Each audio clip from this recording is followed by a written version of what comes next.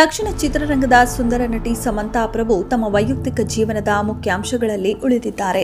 ನಟಿ ನಾಗಚೈತನ್ಯ ಅವರಿಂದ ವಿಚ್ಛೇದನ ಪಡೆದು ಒಂಟಿಯಾಗಿ ಸುಖ ಜೀವನ ನಡೆಸಿದ್ದಾರೆ. ನಟಿ ಇನ್ಸ್ಟಾಗ್ರಾಂನಲ್ಲಿ ತುಂಬಾ ಸಕ್ರಿಯರಾಗಿದ್ದಾರೆ ಮತ್ತು ಆಗಾಗ ತಮ್ಮ ಚಿತ್ರಗಳನ್ನು ಅಭಿಮಾನಿಗಳೊಂದಿಗೆ ಹಂಚಿಕೊಳ್ತಿರ್ತಾರೆ.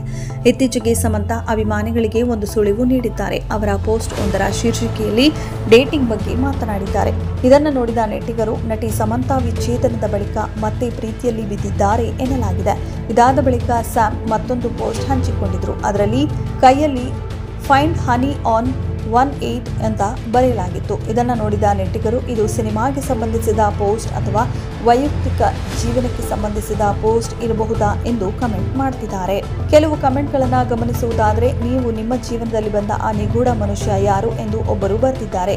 ಇತ್ತ ಮತ್ತೊಬ್ಬರು ನನಗೆ ನಂಬಲು ಕಷ್ಟ, ನಾನು 1ನೇ ತಾರೀಕಿಗೆ ಕಾಯುತ್ತಿದ್ದೇನೆ ಎಂದು ಬರೆದಿದ್ದಾರೆ. ಆದರೆ ಇದು ಯಾರಿಗೆ ಸಂಬಂಧಪಟ್ಟಿದೆ ಎಂಬುದನ್ನು ಸದ್ಯ ಸಮಂತಾ ಈ ಪೋಸ್ಟ್ನಲ್ಲಿ ಖಚಿತಪಡಿಸಿಲ್ಲ.